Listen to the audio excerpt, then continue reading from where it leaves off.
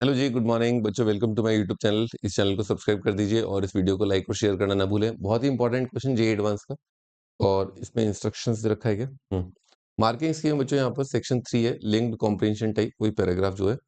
और इसमें +4 मार्क्स है फॉर करेक्ट आंसर और -1 1/4 नेगेटिव मार्किंग है। ठीक है जी, ठीक है, स्टार्ट करते हैं। तो if a continuous F defined continuous function defined on real line R assumes positive and negative values in R, ठीक है, then the equation has root in R. सही बात है, अगर पॉजिटिव है, कंटिन्यूस है, कभी पॉजिटिव कभी negative. Intermediate value theorem, range में नेगेटिव और पॉजिटिव, रेंज में जीरो आएगा, रेंज में जीरो आएगा मतलब रूट है। For example, it is known that the continuous function F on R is positive at some point and its minimum value is negative, then the equation has a root in R. क्या हो गया भाई, सब सही तो है। Positive at some point and its minimum value is negative, then the equation has a root. हाँ, और क्या है, नेगेटिव और पॉजिटिव दोनों आ रहा है बेसिकली। फंक्शन के ई की power x minus x for all real x this, ठीक है, ये परिभाषा है। y is equal to x meet this for k less than equal to zero at. तो भाई इसने खुद ने अपने को क्या है, जलील, मतलब अपने आप को जलील कर रहा है बेसिकली। खुद ने बोला है के जीरो या उससे कम, तो के जीरो बेसिकली मान लो के जीरो है तो फंक्शन कितना आ जाएगा, y is equal to zero. मान लो कि नेगेटिव भी है तो y इज इक्वल टू कितना आ जाएगा, अगर मान लो -1 ले ले, ई की power X, negative of E की पावर एक्स, और y is equal to X तो सबको पता है, लाइन आती है y is equal to X. तो ये मैं लाइन ड्रॉ कर रहा हूँ, ये मैंने लाइन ड्रॉ कर दी, y is equal to X, ठीक है, ये लाइन आ गई y is equal to X. अब क्या है, अब इसका और y is equal to zero का, मान लो कि जीरो ले लिया मैंने, तो उसका इंटरसेक्शन कितना आएगा भाई, y जीरो का मतलब क्या है, x एक्सिस। तो x एक्सिस के साथ तो भाई इंटरसेक्शन जो है कितना आ जाएगा, दिख रहा है आपका, आराम से दिख रहा है, ये x एक्सिस, इसके साथ इसका इंटरसेक्शन कितना आया, एक आया। तो वैसे ही दिख रहा है, इसने खुद ने हमें एक ऑब्जेक्टिव अप्रोच दिया है, ठीक है, खुद ही बोल रहा है, ठीक है, बावड़ा हो गया है, खुद ही बोल रहा है कि के जीरो ले लो ना यार, है, जल्दी कर दो सवाल को। अच्छा, मान लो नेगेटिव आ गया, मान लो यहाँ पर जो कोफिशिएंट है नेगेटिव है,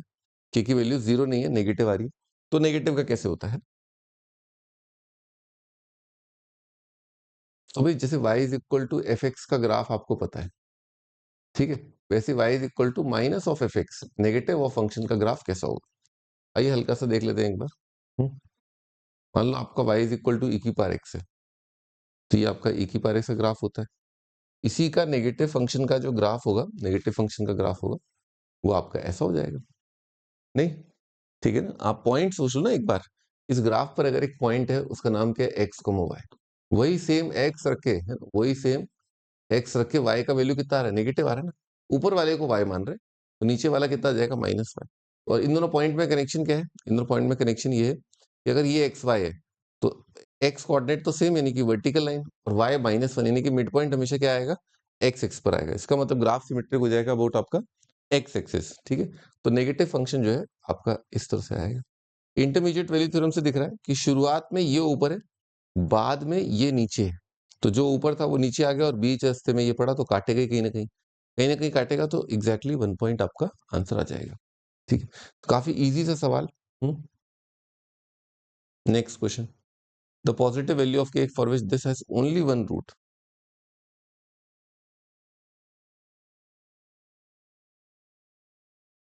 अपन इस तरह के क्वेश्चन करते हैं क्लास के अंदर, है ना।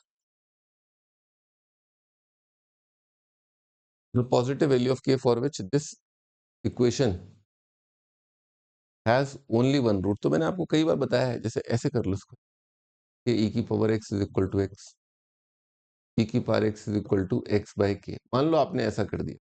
वैसे करो वैसे कर लो, ऐसे करो ऐसे कर लो, क्या ही फर्क पड़ता है ना। हाँ भाई ऐसा है, ये मैंने बना दिया, y इज इक्वल टू, अच्छा, y is equal to E की पावर एक्स बना, y is equal to E की पावर एक्स, मैंने ये ग्राफ बना दिया। अब बच्चों अपन अगर ऑप्शंस को बहुत ध्यान से देखें, थोड़ा सा अपन ने अगर कर्व को फील किया है, एक्सपोनेंशियल कर्व को फील किया है, तो एक्सपोनेंशियल कर्व बहुत तेजी से भागता है, बहुत तेजी से, और ई की पावर एक्स का डेरिवेटिव कितना होता है, ई की पावर एक्स, ठीक। राइट साइड जो स्लोप है वो कितना आ रहा है, राइट साइड जो कर्व है, उस कर्व का नाम क्या है, एक्स बाई के, इसका स्लोप क्या है, डी बाई डी क्या, 1/k। ई की पावर एक्स, लेफ्ट साइड जो कर्व है y is equal to E की पावर एक्स, उसका डी बाई डी एक्स कितना है, ई की पावर एक्स, ठीक। अब line y is equal to मान लो k, क्योंकि इसने खुद ने ऑप्शन दिया 1, ठीक है, तो दिमाग में आता है कि यार line y is equal to अपन 1 बना लेते हैं अपन, तो line y is equal to 1 बनाया अपन, ठीक, ये मैंने बना दिया लाइन y इज इक्वल, और बना लो ये y इज इक्वल। अब ये ऐसा क्यों है, ये कट क्यों नहीं कर रहा है, ठीक है, इसने बोला है कि हैज ओनली वन रूट, मतलब कि दोनों का इंटरसेक्शन कितनी जगह होना चाहिए, एक जगह, या टचिंग बेसिकली एक जगह लाइन और कर्व कट कर रहे हैं, यानी कि लाइन जो है टेंजेंट है। अब आप मेरी बात सुनो, ये पॉइंट है 0 0, ठीक है, और e की पावर x, पर ये वाला पॉइंट कितना है 0,1। अब आप ये देखो, मान लो ये k का वैल्यू 1 आ गया, तो इसका रेट चेंज ऑफ डेल्टा कितना है, डेल्टा की वैल्यू कितनी है 1, है ना, लाइन का अगर k 1 है तो, और एक्सपोनेंशियल का e की पावर x है, और अब हम जीरो के आगे बढ़ रहे हैं, जीरो के हम आगे बढ़ रहे हैं, तो अगर x का वैल्यू अगर आपने जीरो से बड़ा कर दिया, अभी इनके बीच में अंतर है कुछ, अभी ये बड़ा है, ये नंबर अभी बड़ा है, और y is equal to X छोटा है, और इसका बढ़ने का जो तरीका है वो क्या है, ग्रेटर देन 1 है, वो और तेजी से बढ़ रहा है, ये 1 से बढ़ रहा है, ये इसका रेट चेंज क्या है 1 से ज्यादा है, तो ऑब्वियस सी बात है कि ये हमेशा ऊपर ही रहेगा। जो चीज जैसे खरगोश और वो क्या कहते हैं, वो खरगोश और कछुआ, खरगोश और कछुआ है, स्टार्टिंग में कछुआ आगे है, नहीं खरगोश आगे, स्टार्टिंग में खरगोश आगे, और खरगोश की दौड़ने की स्पीड भी क्या है ज्यादा है, तो कछुआ ओवरटेक कैसे कर पाएगा, नहीं कर पाएगा, तो हैज ओनली वन रूट, ये आपका रिजेक्ट हो गया, ठीक है। अब मान लो आपने 1/e ले लिया, चलो e ले लेते हैं, एक्स अपॉन ई ले लेते हैं, मान लो आपने फंक्शन लिया एक्स अपॉन ई, के का वैल्यू बने ले लिया, तो भाई अब तो रेट चेंज और कम हो गया,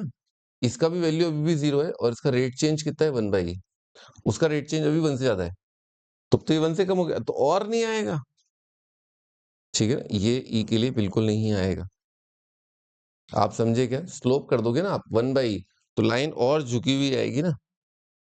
लाइन और झुकी हुई आएगी,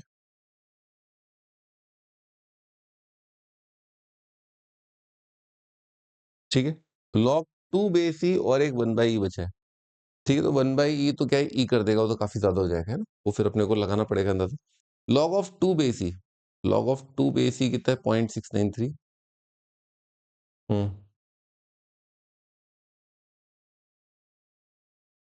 चलो ठीक है, ये तो कैलकुलेट करना पड़ेगा, तो कम से कम दो ऑप्शन अपन ने ऑब्जेक्टिवली अपन ने एलिमिनेट कर लिए, तो बहुत बेसिक कर्व की नॉलेज थी, बहुत ही बेसिक कर्व की नॉलेज। तो पॉजिटिव वैल्यू ऑफ के हैज ओनली वन रूट, आइए देखते हैं, अब अपन सवाल स्टार्ट करते हैं, ये शायद इस पॉइंट से आप रेगुलरली भी स्टार्ट कर सकते हैं। तो अपन को क्या करना है बेसिकली, अगर एक ही पॉइंट कॉमन है तो अपनी जो रेखा होनी चाहिए वो इसको एक जगह टच करनी चाहिए, ठीक है, उस टच करने की कंडीशन अपने को निकालनी है। तो टच करने के लिए क्या किया, दो फंक्शन है अपने पास, एक है y is equal to E की पावर एक्स, एक है y is equal to X by K. मैं मान लेता हूँ दोनों कर्व अगर एक दूसरे को टच कर रहे हैं, ठीक है, ऐसे और इस तरह से ये टचिंग है, तो ये पॉइंट के कोऑर्डिनेट मान लिया अल्फा बीटा, अल्फा बीटा दोनों पे लाई करेगा, तो बीटा इज इक्वल टू आ जाएगा ई की power alpha, beta is equal to आ जाएगा अल्फा अपॉन के। बच्चों दो कर्व अगर एक दूसरे को टच कर रहे हैं, लाइन और कर्व एक दूसरे को टच कर रहे हैं, तो टच करने की कंडीशन क्या होती है, एक तो पॉइंट सेम होना चाहिए, दोनों पर एक कॉमन पॉइंट आना चाहिए, और कॉमन पॉइंट पर जो dy बाई dx है वो सेम आना चाहिए, तो इस कर्व का dy बाई dx कितना आएगा ई की पावर अल्फा, ठीक, और लाइन का dy बाई dx कितना है 1/k, ऐसा होना चाहिए। अभी भी ताजा ताजा पता चला है कि ई की पावर अल्फा कितना है बीटा, और बीटा कितना है अल्फा बाय के, बीटा कितना है alpha by K, this is equal to beta, तो के उड़ गया, अल्फा का वैल्यू कितना आ गया 1, ठीक, अल्फा 1 आ गया है, अल्फा 1 आ गया, मतलब ये पॉइंट का कोऑर्डिनेट कितना है 1 है, और y कोऑर्डिनेट कितना हो जाएगा, x अगर 1 है तो y कितना आ जाएगा 1/k आ जाएगा, ठीक, और x अगर 1 है बच्चों, x अगर 1 तो ये कितना आ जाएगा e आ जाएगा, तो e is equal to 1/k, तो k कितना आ जाएगा 1/e आ जाएगा, k आपका 1/, तो बी सॉरी ए ऑप्शन अपना आंसर है, एक बार चेक कर लेते हैं, हाँ जी ए ऑप्शन ही आंसर है, ठीक है जी, वैल्यू ऑफ के for which this has only one root, ठीक। नेक्स्ट बच्चों अगला सवाल है इसके अंदर पैराग्राफ में, y इज इक्वल टू के ई की power x minus x for all real x, k is real constant, k positive, set of all values of k for which this has two distinct roots, दो distinct roots। तो अभी ताजा ताजा अपन देख रहे थे कि e की पावर x एक फंक्शन अपन ने लिया था, और एक और फंक्शन लिया था अपन ने y is equal to x by K, और सिचुएशन कुछ ऐसी आई थी टच करने वाली, क्योंकि भाई एक्स कोऑर्डिनेट नेगेटिव तो होगा नहीं उसका, ठीक है, एक्स कोऑर्डिनेट नेगेटिव तो होगा नहीं, जहां पर टच कर रहा है वहां पर एक्स कोऑर्डिनेट क्या होगा, पॉजिटिव, फर्स्ट कोऑर्डिनेट में ही है, ठीक है। यहां पर भी तक पिछले सवाल का आंसर कितना आया था, पिछले सवाल का आंसर था 1/e। तो y is equal to line क्या था, x बाई के, और k कितना आया था 1/e, तो कितना जाएगा ex, और दूसरा कर्व क्या था, y is equal to e की पावर x। अब आप समझ ही गए होगे कि भाई अगर मैं इस जगह पर ex है, इस जगह पर वैल्यू जो है, ठीक है, इस जगह पर जो वैल्यू है मैं अगर बड़ी कर देता हूं, तो रेखा जो है कैसी हो जाएगी, ऐसी हो जाएगी, क्यों करके ऐसी हो जाएगी। तो आंखों से दिख रहा है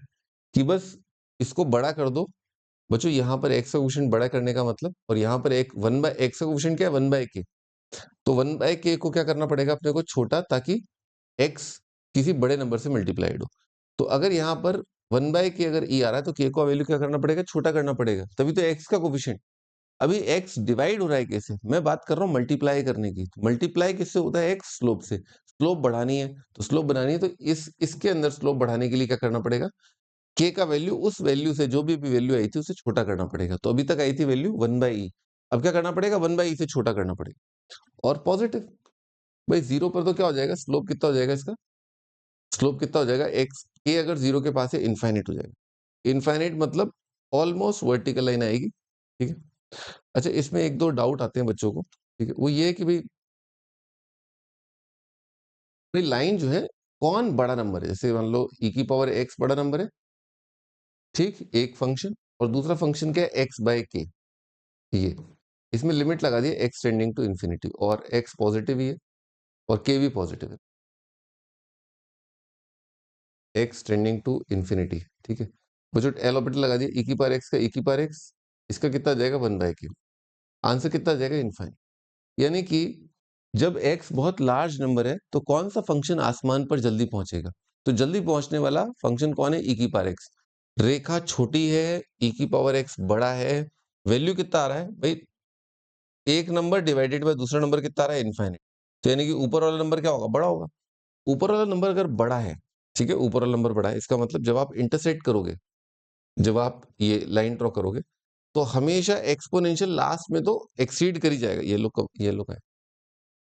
एक्सपोनेंशियल बढ़ता बढ़ता बढ़ता बढ़ता ऐसे जाएगा और लाइन यहाँ जाएगी, यानी कि आगे चल के तो आसमान पर तो ई की पावर एक्स ही छा जाएगा, ठीक है, आसमान पर तो ई की पावर एक्स ही छाएगा। तो भाई इसके अंदर क्या आएगा, इसके अंदर आपका वैल्यू आ जाएगा ये, ठीक है ना, लॉजिक पिछला वाला सवाल, ठीक है भाई। ओके बच्चों, बहुत बढ़िया रहा ये सवाल, अच्छा सवाल था, ठीक है। इस तरह के क्वेश्चन दो तीन करते भी अपन टेंजेंट नॉर्मल एओडी के अंदर, ठीक है। ओके ना, बाय।